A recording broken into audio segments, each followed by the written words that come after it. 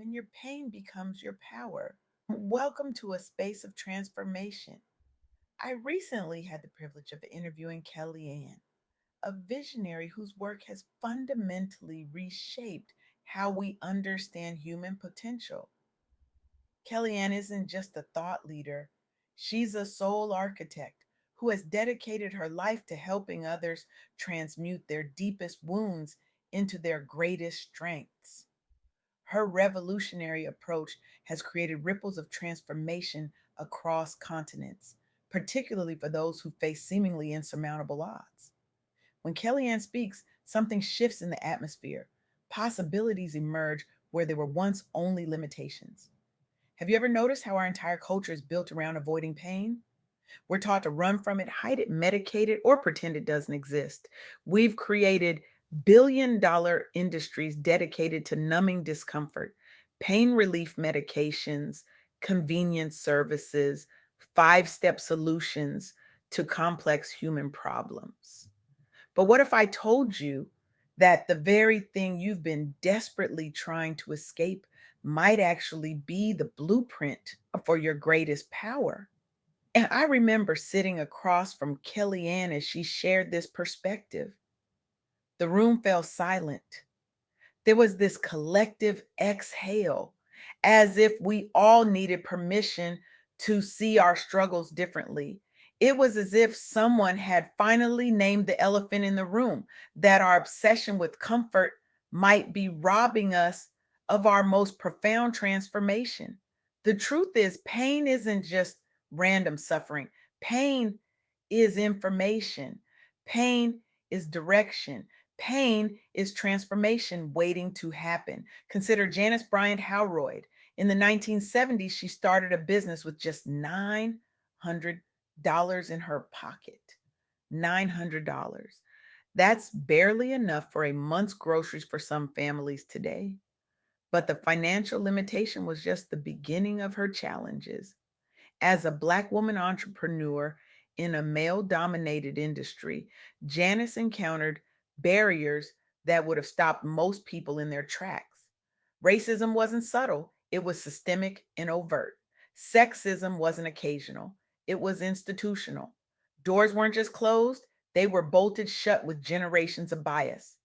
Yet today, Janice's company, A One Group, is a multi-billion-dollar enterprise with over 2,600 employees across 19 countries. She became the first Black woman to own a billion-dollar business in the United States. How? By refusing to let her pain define her. Instead, she let it refine her.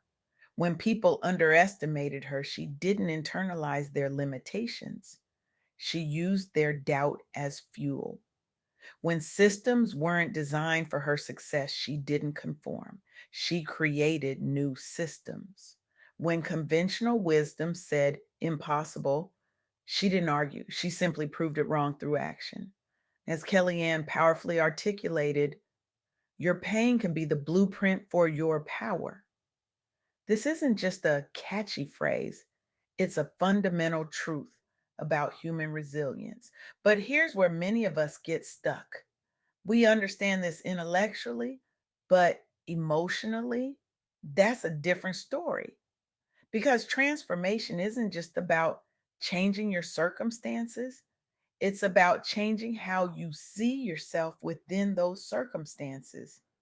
It's about recognizing that the very experiences that have wounded you may have also equipped you with unique insights, unshakable resilience, and profound empathy that others simply don't possess. Which brings me to the second profound insight from my conversation with Kellyanne. You deserve to receive abundance without apology. Now, I need to pause here because I can almost feel some of you shifting uncomfortably in your seats. Abundance in this economy, with my background, my mistakes, my limitations? Yes, especially you. Kellyanne shared something that stopped me in my tracks. She said most people don't struggle with dreaming big, they struggle with believing they deserve what they dream about. Let that sink in for a moment. We've been conditioned to believe that abundance is for other people, the ones with the right connections, the perfect backgrounds, the flawless track records. We've internalized the message that our worthiness is tied to our productivity, our perfection, our ability to please others. But what if abundance isn't about perfection? What if it's about permission? Permission to receive, permission to thrive, permission to claim what's already yours. Stephanie Lampkin embodies this truth. After graduating from Stanford and MIT, achievements that would open doors for most people, she applied for a software engineering position at a major tech company. Despite her impressive credentials, she was told she wasn't technical enough. Code language that many women, especially women of color, hear in tech spaces.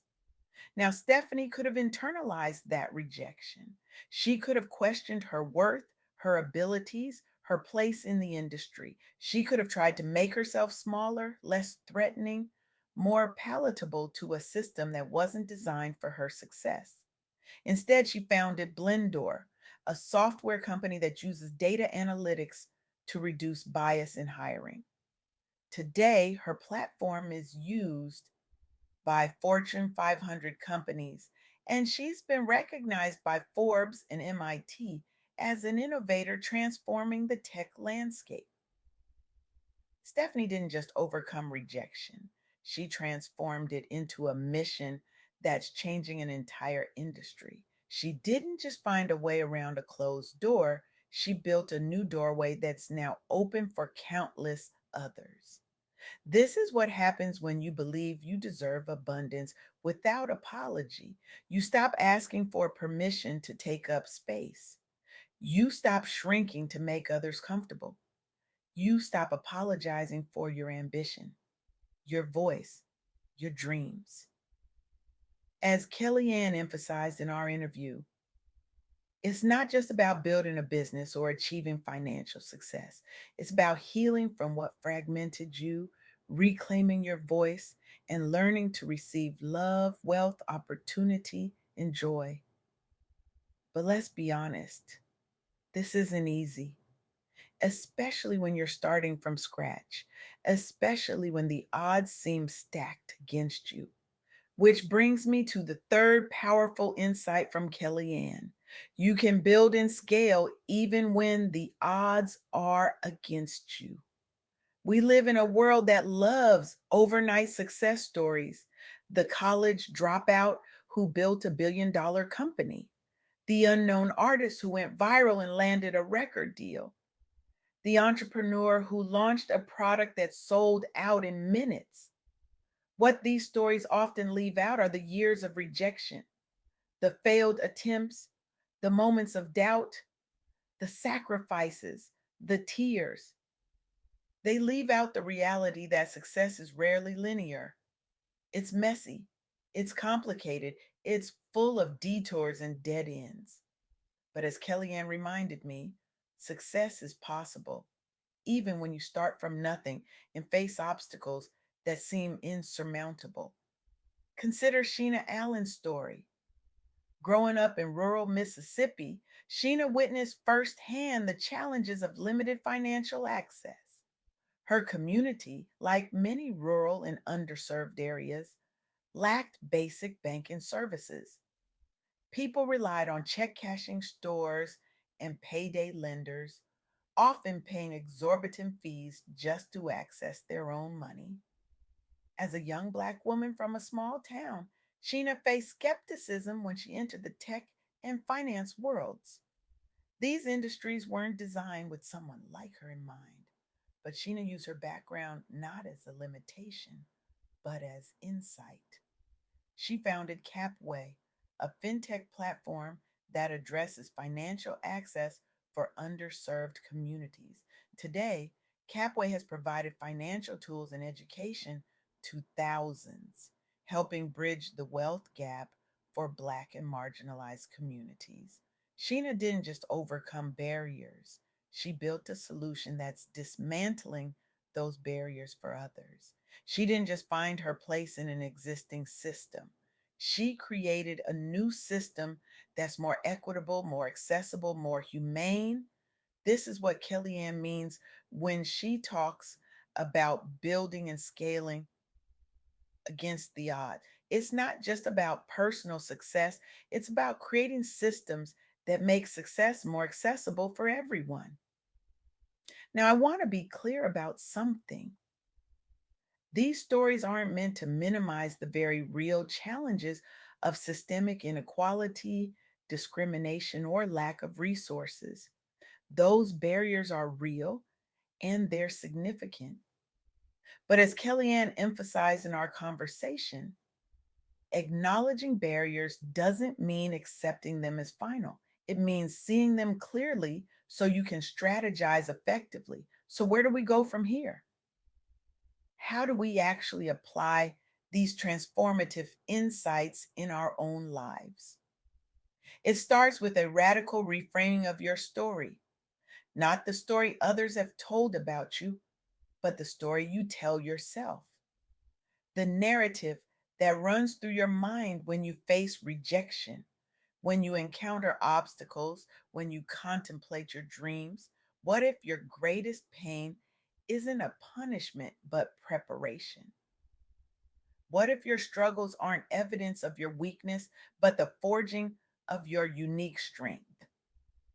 What if the very things that have hurt you most deeply are actually preparing you to help others in ways no one else can? I challenge you today to look at one area of your life where you've been playing small, one dream you've been afraid to claim, one wound you've been afraid to transform, and take one bold step toward rewriting that story. Apply for that position that feels beyond your reach. Launch that business you've been planning in secret. Share that creative work you've been hiding. Speak that truth you've been silencing. Set that boundary you've been avoiding. Because your pain is not just something to survive, it's something to transform. Your abundance is not just something to dream about, it's something to claim.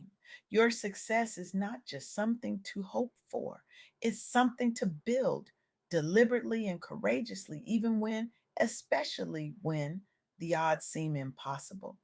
The world doesn't need more people hiding their gifts.